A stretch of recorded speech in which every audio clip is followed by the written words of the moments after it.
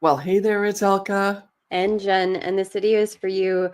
As a Zazzle designer, there are some updates that have been happening on certain products, which are particularly stickers, and we want to give you the update as it just came out in the last couple of days. And although you might think it doesn't pertain to you because you think it's just all stickers going forward, you need to update your previous stickers that you've made if some of the designs need fixing. So this video, we're going to be explaining this news update that Zazzle released. You can get the information on their community blog or forum, but we want to make sure that this is right on your radar because it's just brand new and they've come out with information about how they had to speak with the manufacturers because some of the stickers that were being printed are not actually what they should look like. So therefore, if you've seen some returns in some of your stickers lately, that's probably what it was.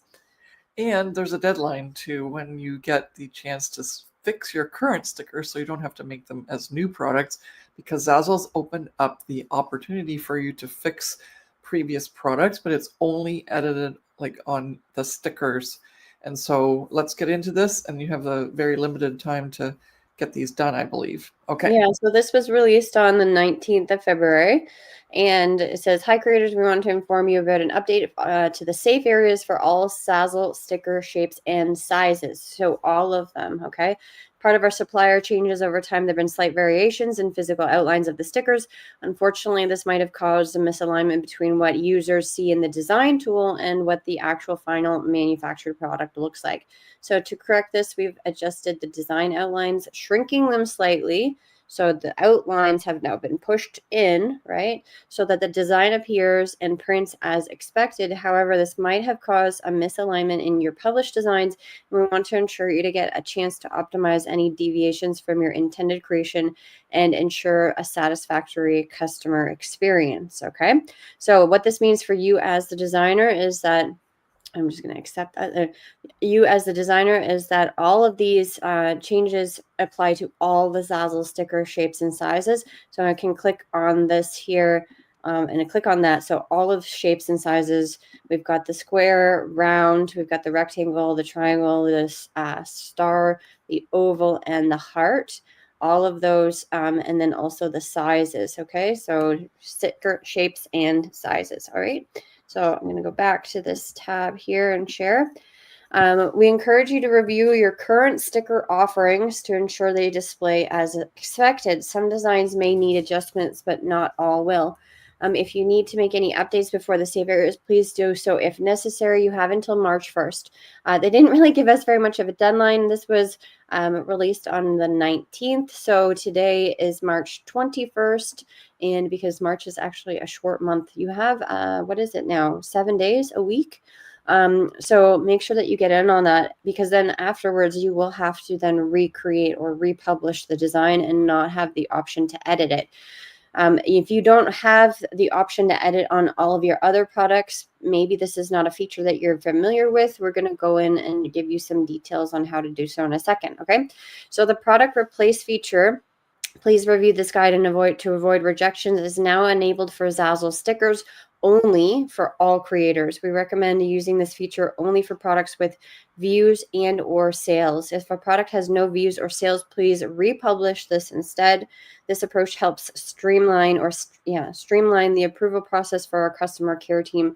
Please note that approval times may vary depending on submission volume. So this is very big, especially if you are a Zazzle designer who has a lot of products and let's say you're making a lot of money on stickers. Okay, we have personally, myself and Elka, we have certain clients who we're going to actually give them an update and a heads up because we know that they definitely have stickers as a portion of their product inventory that make them a lot of sales. And so if you have products that have views or sales with regards to your sticker items, then you need to go in and unfortunately go and see if you have to update them. I'm not sure. It doesn't really give us an indication if there's like a warning sign on your products in the back end. It makes it seem like you have to go into each product, into the edit option, the edit menu, when you open up your product and see literally in the design tool if your design fits within the boundaries, which maybe I'll go in and grab a product to see, for example, personally, one of my own sticker products, just so that you have the opportunity to see what that looks like. And then here is the edit guide. So if you, like I mentioned, some designers have the opportunity to edit all products. For example, me personally, I can change and edit invitations and other products like that if I wanted to make slight changes. But if you are brand new to this whole editing process, then you would go into your product page and then you would click the edit button, like the edit button on the side, where you then open up the design tool, make your slight variation, and then you can click the option to edit it, like post as an edit or submit for review, or post as a completely new product. And so where that submit button would be, where it says publish product or post for sale, you'll now have two different options that says submit for review or post product for sale. So this is where you would click that button that says submit for review. Okay. And let's just back it up for a minute. Anyone who's watching who doesn't understand what that means is, like the guide says, really your current products that have views and sales, they already have a lot of like traction to keep attracting more people and customers because they're ranked in the Zazzle search and so on, which means that if you created this now as a new product, it would literally start from scratch to be a new product, and you would lose all of that like ranking for searchability. And so that's why Zazzle opened up this edit option just for stickers for everybody.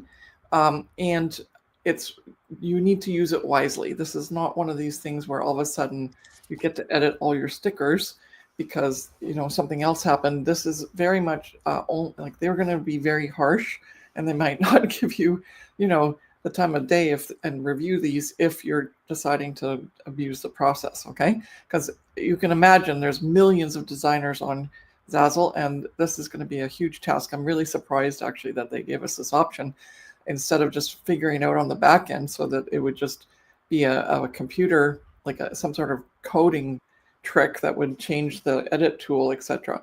So make sure that you're doing the edit correction properly, not just changing the design completely, because each one of these will actually be reviewed by someone, and they can actually say, no, this is not acceptable, right? And since the deadline is pretty quick, you're not going to be able to resubmit more than likely.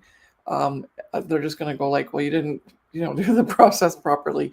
So carefully read it, truly understand what's going on. You're not allowed to change anything else. The only thing you're really doing is making sure that something that you put in as a design isn't getting cut off. That's it. Right. Yeah. The first question everyone's going to ask is like, if I put a background color on, is that going to be a problem because it's outside of the design print area? Of course not. No, right? And like I'll go in and I'll kind of showcase one of my own designs here.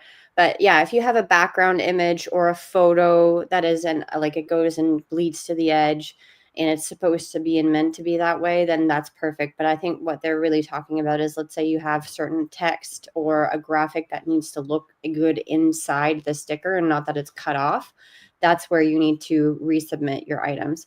And so make sure that you are, like, this is just a generic article that they've linked about how to edit the product, but it says some really good information. So make sure you're in the correct lines.